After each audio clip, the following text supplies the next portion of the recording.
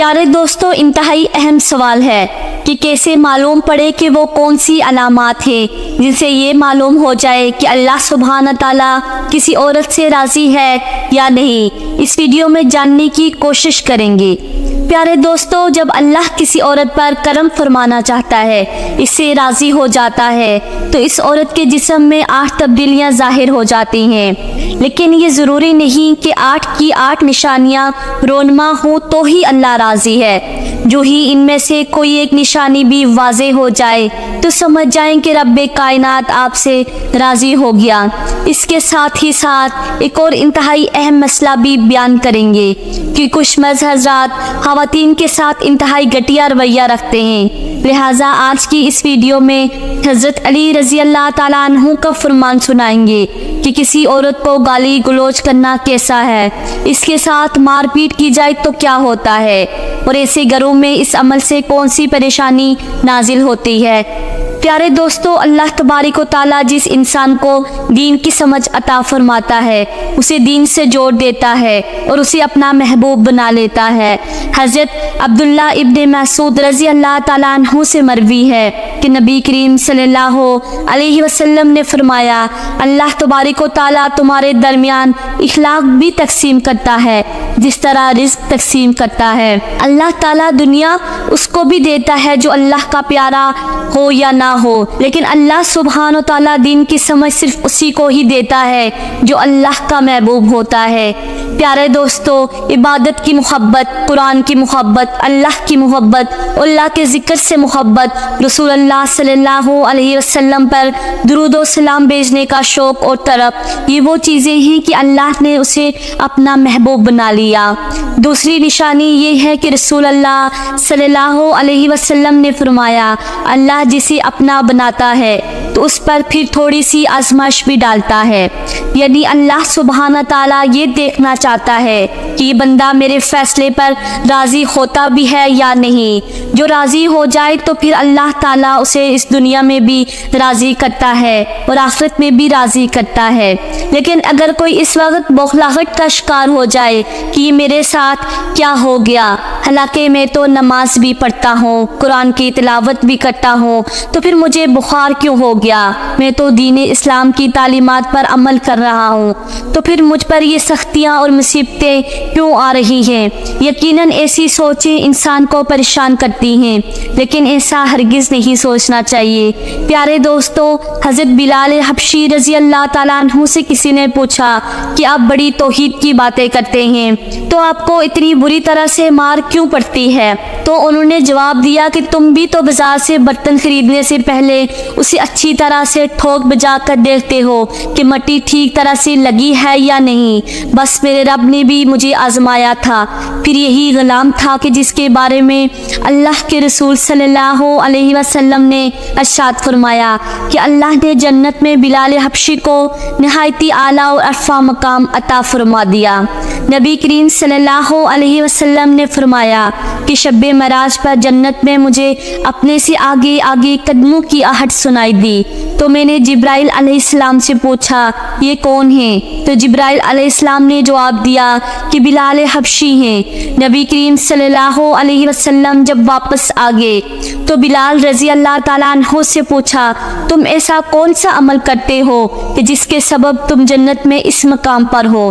تو حضرت بلال رضی اللہ تعالیٰ عنہ نے غرض کیا، یا رسول اللہ، آپ صلی اللہ علیہ وسلم نے ہی تو فرمایا تھا کہ ہر وقت باوضو رہنا چاہیے، تو جب بھی میرا وضو ٹوٹتا ہے تو میں فوراً نیا وضو کر لیتا ہوں، اور جب وضو کرتا ہوں تو ساتھ ہی 2 رکعت نوافل بھی ادا کر لیتا ہوں۔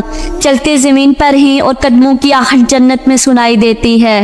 بس آزمائش کا آنا بھی اللہ تبارک و تعالیٰ کی محبت کی نشانیوں میں سے ایک اہم نشانی ہے، کیونکہ اللہ کے محبوب بندوں پر ہی آزمائشیں آتی ہیں۔ پیارے دوستو، تیسری اور ایک بہت ہی پیاری نشانی یہ ہے کہ اللہ سبحانہ و تعالیٰ جب کسی انسان سے محبت کرتے ہیں تو اس کے اندر انتہائی خوبصورت تبدیلی رونما ہو جاتی ہے۔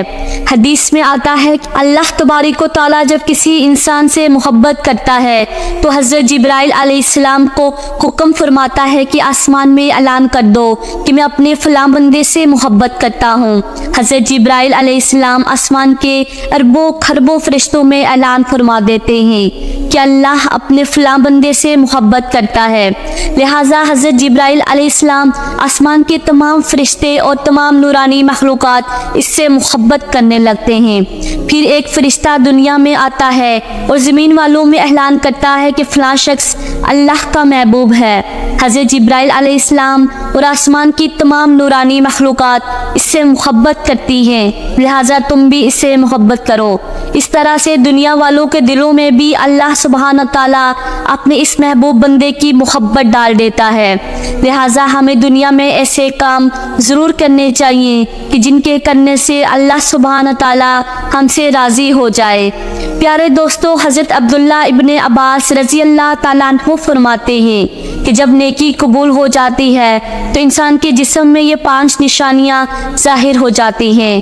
نمبر 1، جب کسی انسان کی نیکیاں قبول ہو جاتی ہیں تو اس کے چہرے پر عجیب سی رونق آ جاتی ہے، یعنی وہ انسان دنیا کے سامنے اپنی خوشی کا اظہار اپنی مسکراہٹ اور بشاشت کے ساتھ کرنے لگتا ہے، ہر وقت خوش رہنے لگتا ہے اور یوں لگتا ہے اس ساری دنیا میں اس سے زیادہ سکون اور وقار والا اور کوئی نہیں۔ نمبر 2، اس کا دل روشن ہو جاتا ہے کیونکہ اسے اللہ سبحانہ تعالیٰ کے وعدے پر یقین آ جاتا ہے، لہٰذا اس کے پاس کچھ ہو یا نہ ہو لیکن اس کے دل میں اتنی خوشی ہوتی ہے کہ اس کو کوئی پرواہ ہی نہیں ہوتی۔ یاد رکھو، انسان مال و دولت سے امیر نہیں بنتا بلکہ ہمیشہ دل سے امیر بنتا ہے۔ حضرت علی رضی اللہ تعالیٰ عنہ فرماتے ہیں کہ دولت مٹی کی طرح ہے اور مٹی کو پیروں کے نیچے رکھنا چاہیے، اگر سر پر چڑھاؤ گے تو وہ قبر بن جائے گی اور قبر زندہ لوگوں کی نہیں ہوتی۔ نمبر 3، جب کسی کی نیکی قبول ہو جاتی ہے تو اس کے جسم میں نیکی کی طاقت آ جاتی ہے اور شیطان اسے گمراہ نہیں کر سکتا۔ اللہ سبحانہ تعالیٰ اس کے جسم میں شیطان سے بچنے کی طاقت پیدا کر دیتا ہے۔ نمبر 4، وہ اپنے مال و دولت میں فراوانی پیدا کرتا ہے، یعنی اللہ سبحانہ تعالیٰ اس کے رزق میں برکت پیدا کرتا ہے۔ وہ لوگوں پر چاہے جتنا بھی خرچ کرے، ضرورت مندوں کو کتنا بھی بانٹے، اس کی دولت میں کمی نہیں آتی۔ حضرت علی رضی اللہ تعالیٰ عنہ فرماتے ہیں کہ نصیب کا رزق انسان کو ایسے تلاش کرتا ہے جیسے مرنے والے کو اس کی موت تلاش کرتی ہے۔ نمبر 5، لوگوں کے دلوں میں اللہ تعالیٰ اس کی محبت پیدا کر دیتا ہے، یعنی اللہ تبارک و تعالیٰ جب اپنے بندے سے خوش ہوتا ہے تو لوگوں کے دلوں میں اس کی محبت پیدا کر دیتا ہے۔ پیارے دوستو، آئیے اب جانتے ہیں کہ ایک عورت کی سب سے بڑی ذمہ داری کیا ہے۔ حضرت علی رضی اللہ تعالیٰ عنہ کی خدمت میں ایک شخص حاضر ہوا اور دستے ادب جوڑ کر عرض کرنے لگا، یا علی، میری بیوی میرے گھر کا کام کاج صحیح طریقے سے نہیں کرتی، نہ تو میرے کپڑوں کی صحیح دیکھ بھال کرتی ہے، نہ ہی گھر کی صفائی ستھرائی میں کوئی کردار ادا کرتی ہے، تو کیا اسے میرا ڈانٹنا ڈپٹنا صحیح ہے؟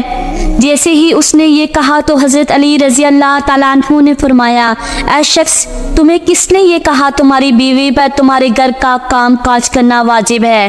یاد رکھنا، اسلام نے عورت کی عزت کو جتنا بلند کیا ہے اتنا کسی مذہب نے نہیں کیا۔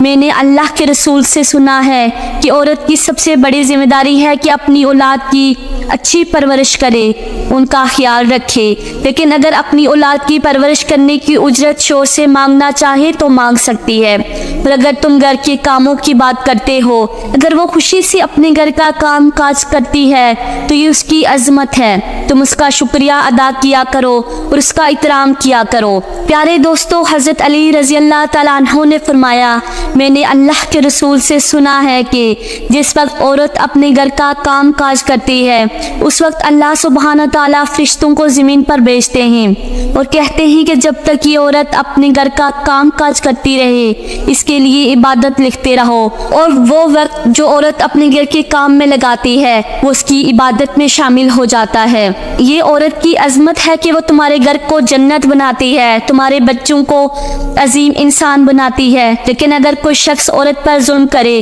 گھر کے کاموں کی وجہ سے اسے ٹوکتا رہے، اس پر ظلم کرتا رہے، تو روز محشر اللہ تبارک و تعالیٰ اس انسان کو گدھے کی شکل میں اٹھائے گا اور دوزخ کا ایک دروازہ ایسے لوگوں کے لیے کھولا جائے گا اور کہا جائے گا یہ وہ انسان ہیں جنہوں نے اپنی ہی عورتوں پر ظلم کیا اور ان کو حقیر اور غلام سمجھا۔ پیارے دوستو، گھر میں عورت کے رونے کے حوالے سے اور عورت پر ظلم کرنے کے حوالے سے حضرت علی رضی اللہ تعالیٰ عنہ نے کیا فرمایا، آئیے وہ بھی جانتے ہیں۔ حضرت علی رضی اللہ تعالیٰ عنہ ایک بار ایک راستے سے گزر رہے تھے۔ آپ نے دیکھا ایک بدبخت شخص اپنی بیوی پر ظلم کر رہا ہے۔ آپ اس کے قریب کی اور فرمایا، اے شخص، اللہ سے ڈرو، تمہاری مفلسی، غربت اور تنگی کا سبب یہ ہے، تمہاری عورت تمہارے ظلم کی وجہ سے گھر میں روتی ہے۔ میں نے رسول اللہ صلی اللہ علیہ وسلم سے سنا ہے کہ جس گھر میں عورتیں روتی ہیں اس گھر میں اللہ کی رحمت کے فرشتے نہیں آتے، یوں وہ پریشانی اور مفلسی میں گرفتار ہو جاتے ہیں۔ اے شخص، یاد رکھنا کہ اللہ تبارک و تعالیٰ نے اولاد مرد کی تقدیر میں، رزق، مال و دولت عورت کی تقدیر میں لکھی ہوئی ہے۔ اگر تم یہ چاہتے ہو کہ تمہاری رزق میں فراوانی ہو اور دولت، عزت اور شہرت دن بہ دن بڑھتی چلی جائے تو اپنے گھر میں اپنی عورتوں کا خیال رکھا کرو اور انہیں خوش رکھو۔ اللہ کے فضل و کرم سے تم دولت، شہرت، عزت اور مال میں فراوانی پاؤ گے۔ پیارے دوستو، اسی طرح کا ایک اور واقعہ بھی ہے کہ ایک مرتبہ حضرت علی رضی اللہ تعالیٰ عنہ ایک راستے سے گزر رہے تھے کہ آپ نے دیکھا ایک شخص اپنی عورت پر ظلم کر رہا ہے اور اس کی بے دریغ توہین کر رہا ہے۔ حضرت علی رضی اللہ تعالیٰ عنہ اس کے قریب گئے اور فرمانے لگے، اے شخص، یاد رکھنا، اللہ نے مرد کو عورت سے زیادہ طاقتور اس لیے بنایا ہے کہ وہ عورت کی حفاظت کر سکے، نہ کہ عورت پر ظلم کرے۔ میں نے رسول اللہ صلی اللہ علیہ وسلم سے سنا ہے کہ جو شخص اپنی عورت پر ظلم کرتا ہے تو اللہ سبحانہ تعالیٰ اس پر لعنت بھیجتا ہے۔ اس شخص نے کہا، یا علی، یہ میرے نکاح میں ہے، میں اس سے جو بھی کہتا ہوں یہ نہیں مانتی۔ تب حضرت علی رضی اللہ تعالیٰ عنہ نے فرمایا، نکاح کا مطلب یہ ہرگز نہیں کہ تم نے اپنے لیے ایک غلام خریدا ہے، بلکہ نکاح کا مطلب یہ ہے کہ تم نے اپنی نسل بڑھانے کے لیے اس عورت سے مدد طلب کی ہے اور تم نے اپنی اولاد کی اچھی تربیت کے لیے اس عورت کو چنا ہے۔ اے شخص، یاد رکھنا، جس سے مدد لی جائے اسے غلام نہیں سمجھتے، اور جو تمہاری اولاد کو پروان چڑھائے اسے حقیر نہیں سمجھتے، بلکہ تمہیں اس کا شکر گزار ہونا چاہیے۔ یاد رکھنا کہ عورت پر ظلم کرنے کا مطلب ہے اولاد کی بغاوت، کیونکہ آنے والے وقت میں تمہیں جو بھی اولاد اس عورت سے نصیب ہوگی اس کے دل میں تمہارے لیے بغاوت ہی بغاوت ہوگی۔ جب اولاد بڑی ہو جاتی ہے اور اپنی ماں پر ظلم ہوتے ہوئے دیکھتی ہے تو اس کے دل میں تمہارے لیے نفرت ہی پیدا ہوگی۔ اس لیے جتنا ممکن ہو سکے اپنی بیوی کے ساتھ اچھا سلوک کیا کرو، اسے خوش رکھنے کی کوشش کرو۔ اللہ تبارک و تعالیٰ سے دعا ہے ہم سب کو نیکی کی بات کو سننے، سمجھنے، اس پر عمل کرنے کی توفیق عطا فرمائے۔ میرا سنانا آپ کا سننا قبول فرمائے، آمین یا رب العالمین۔ پیارے دوستو، میری آج کی یہ معلوماتی ویڈیو آپ کو پسند آ جائے تو برائے مہربانی اس کو لائک اور شیئر کر دیجیے گا